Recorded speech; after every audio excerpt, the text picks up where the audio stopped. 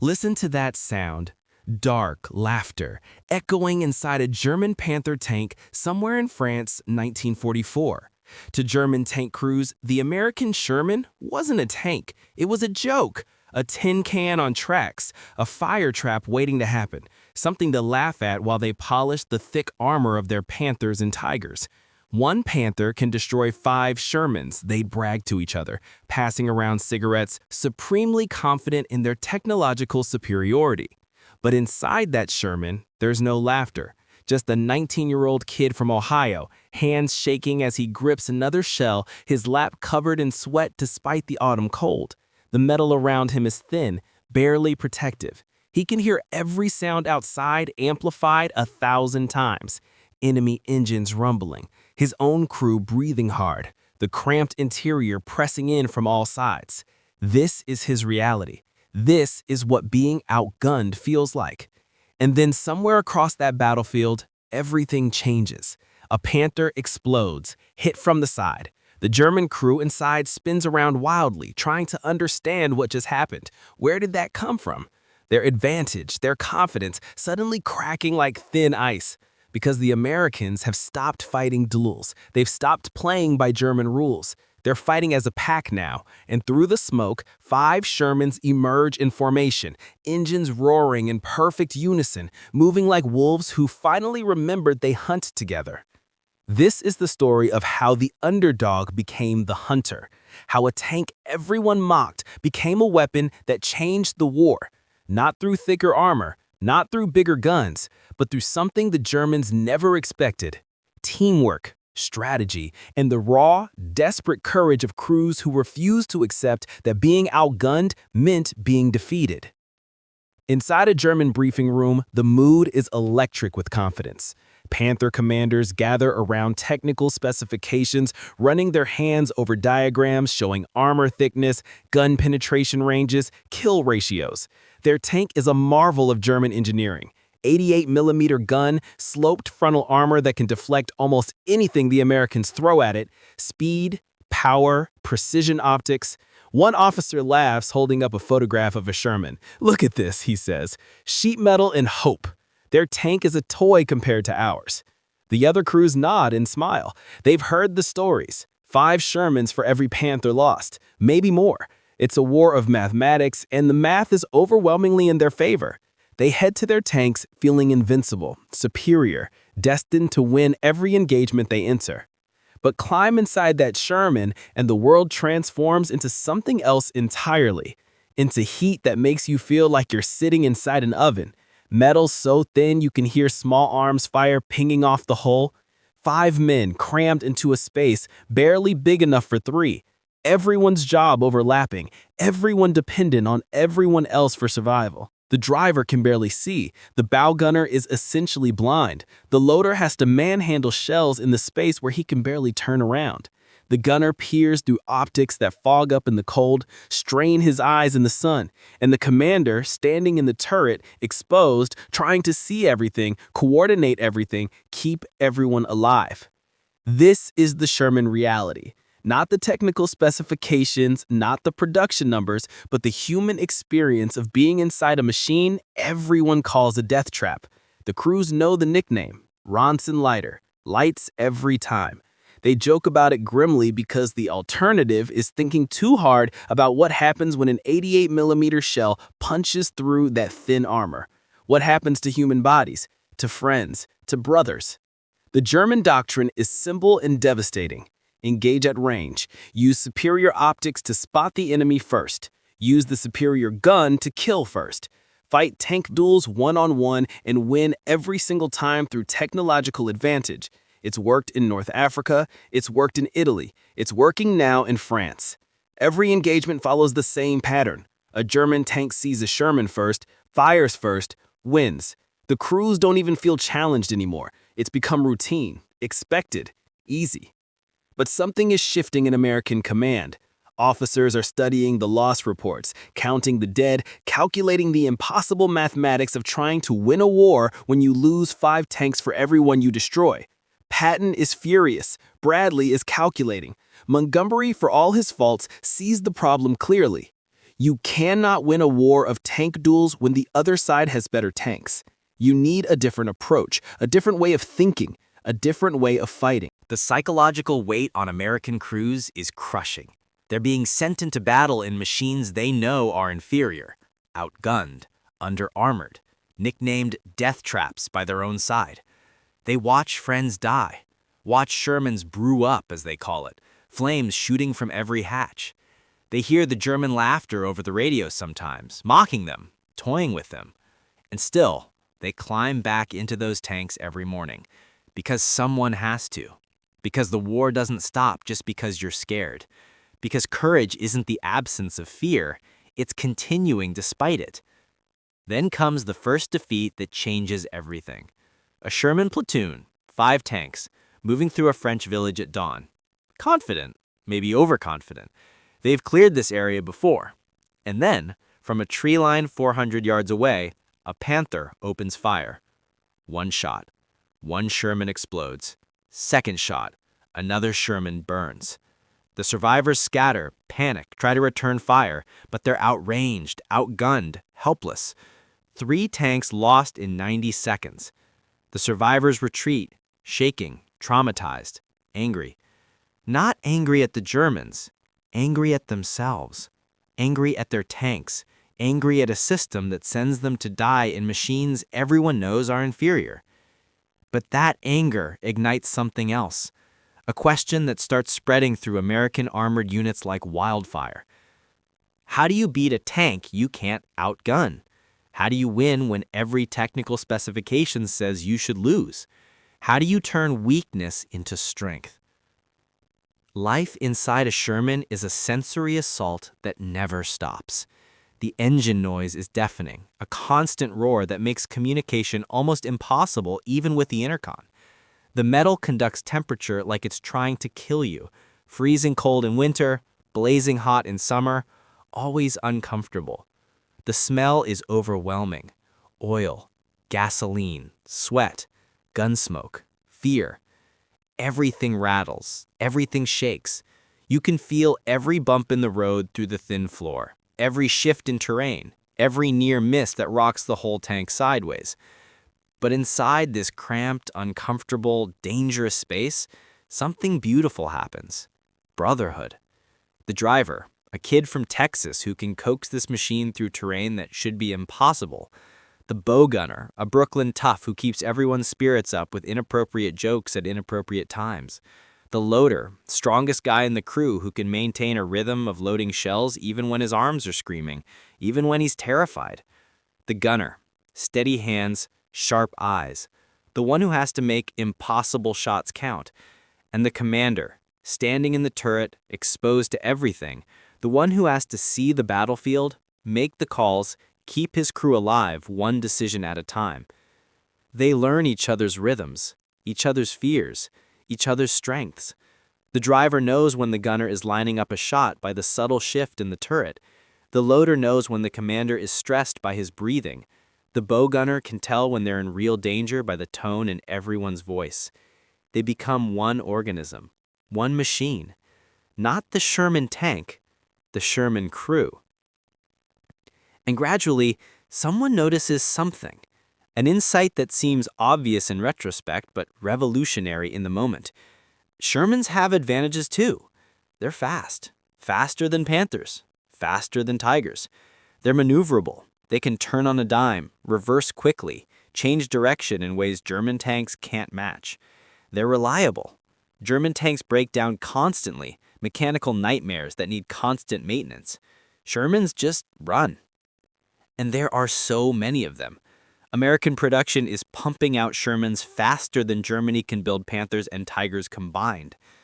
On the German side, reports are changing tone. At first, it was just numbers. Many American tanks destroyed, minimal losses, victory after victory. But now, the reports mention something else.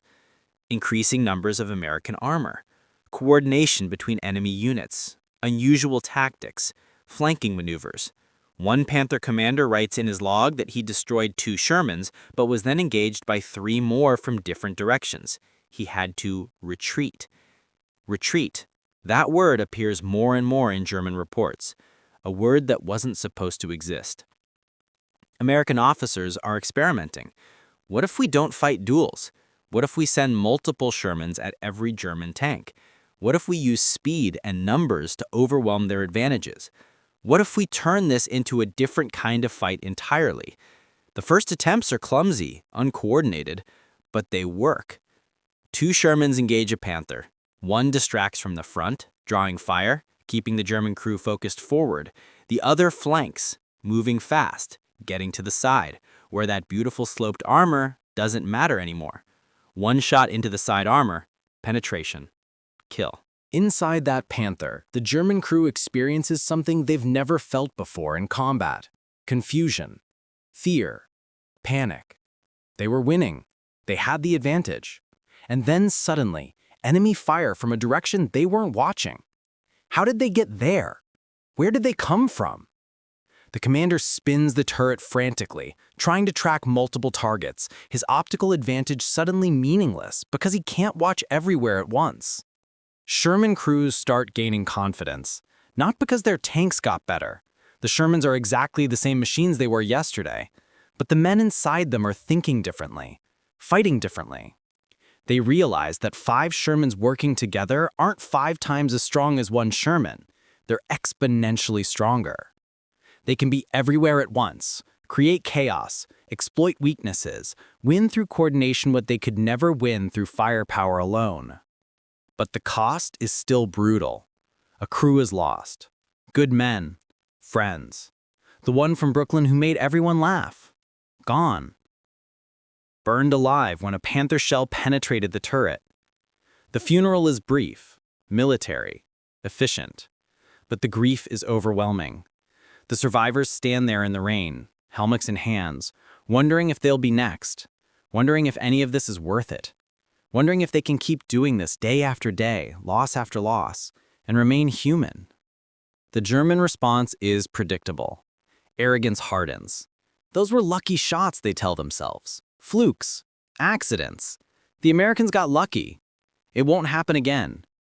Panther crews promise to teach the Americans a lesson, to show them that technological superiority still matters, to restore the natural order where German engineering dominates the battlefield. They want revenge. They want to prove they're still the best. And then American High Command makes it official. The new doctrine spreads through every armored unit. Never engage alone. Always coordinate. Minimum 3 tanks per engagement. 5 is better. Use speed. Use maneuverability. Create crossfires. Exploit blind spots. Attack from multiple directions. Turn every engagement into chaos that favors the fast and numerous over the powerful and few. The Sherman swarm is born. The battlefield transforms. What used to be a series of isolated tank duels becomes something else entirely. Coordinated assaults. Shermans moving like a wolf pack, each tank with a role, each crew trusting the others to do their job. Communication constant over the radio, call-outs, warnings, coordination. The Germans start reporting encounters that sound impossible.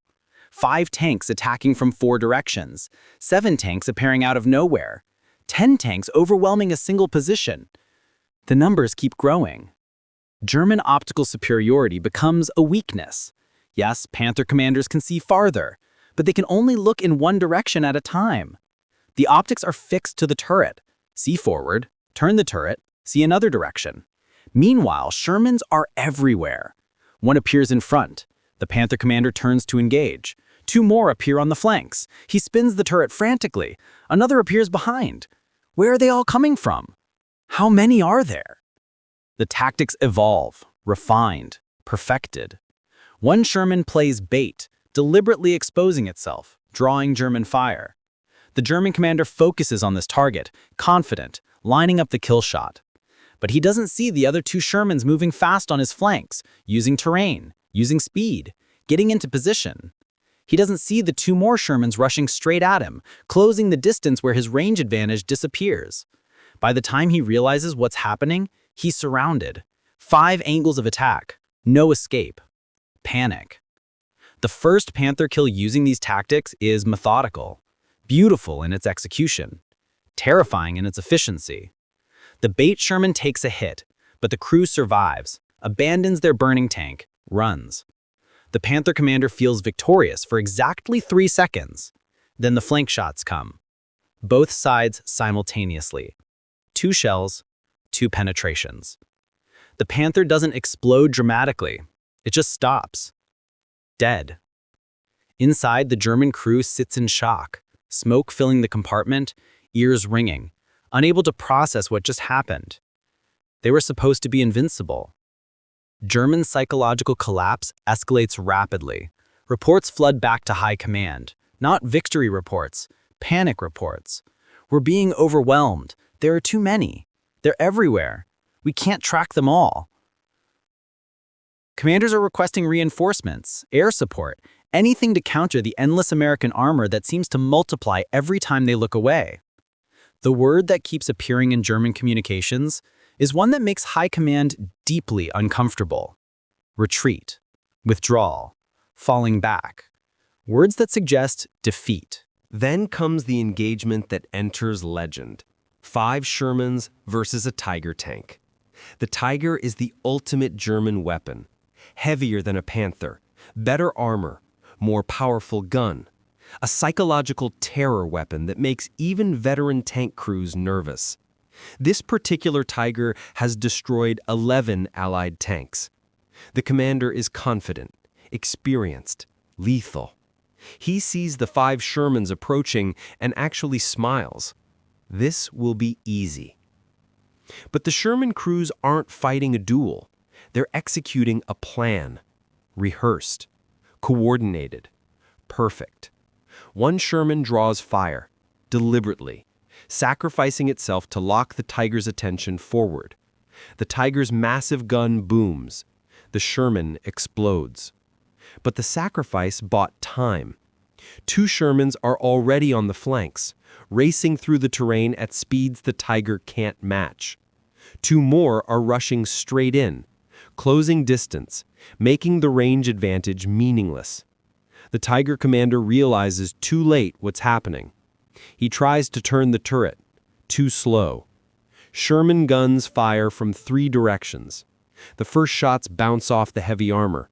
But the crews adjust, aim lower, aim for weak points. 1 shot penetrates, then another, then another. The Tiger stops moving. Inside that Tiger, the German commander whispers into his radio before abandoning his tank. There are too many. We can't stop them all.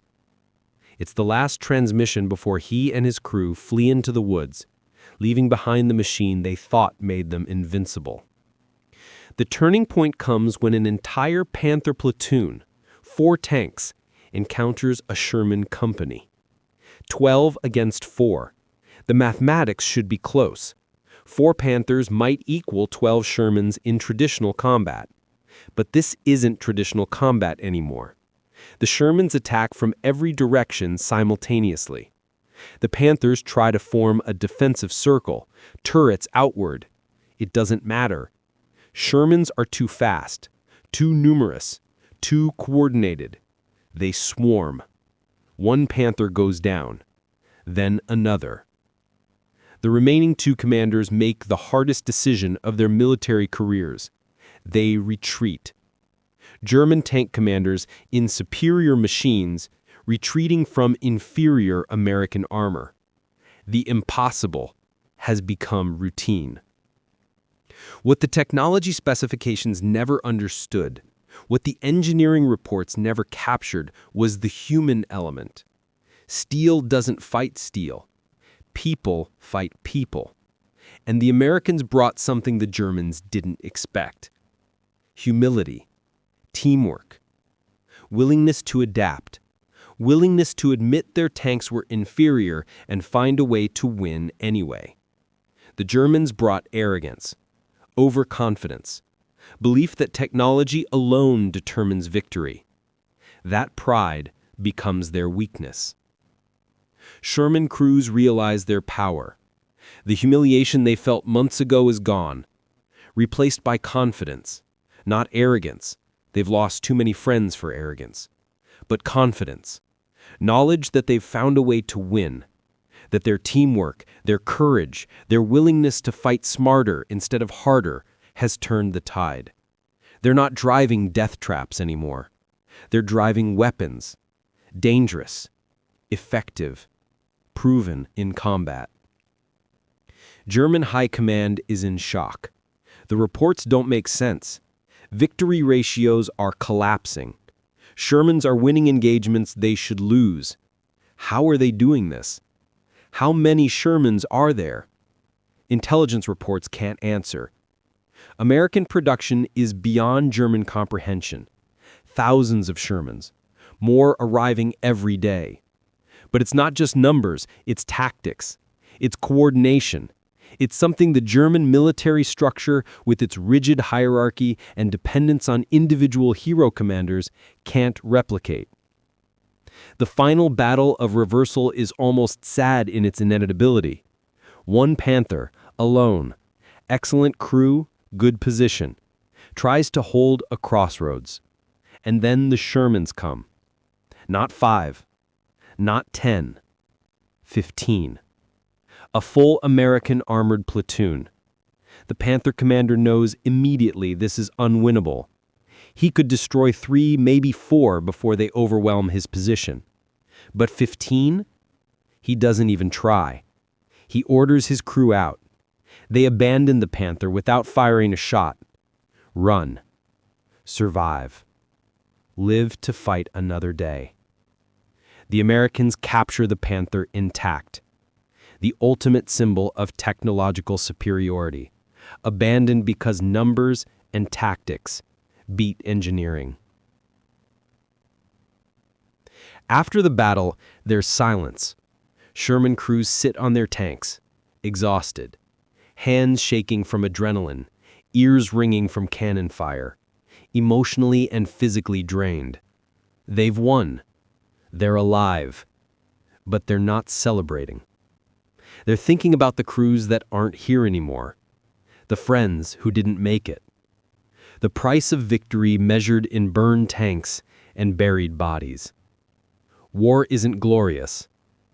It's just necessary, and costly, and terrible. Even the enemy becomes human in this silence. German survivors sit in prisoner compounds, broken, confused, unable to understand what happened. These were the same Americans they were mocking months ago, the same inferior tanks, the same poorly trained crews they thought. But somehow, everything changed. The laughter is gone, replaced by respect. Reluctant, bitter, but real. The Americans found a way to win. Against all odds, against all expectations, they found a way. The Sherman tank was never supposed to be a war winner. Every technical specification said it was inferior. Every expert said it couldn't compete with German armor. Every commander knew sending Sherman crews into battle was sending them into a disadvantage. But the Sherman won anyway. Not because it was the best tank, but because the men inside it were the best crews, because American doctrine adapted, because commanders learned to fight smarter, because teamwork beat individual superiority, because courage under fire, brotherhood in crisis, and willingness to sacrifice for each other mattered more than armor thickness and gun caliber. The final image is simple. A Sherman crew at dusk, sitting on their tank, sharing cigarettes, not talking much. The driver's hands are still shaking slightly. The gunner is staring at nothing. The loader is cleaning his fingernails with a knife, nervous habit. The bow gunner is writing a letter home he probably won't send. The commander is looking at the horizon, thinking about tomorrow, about the next battle, about keeping these men alive one more day. They're alive.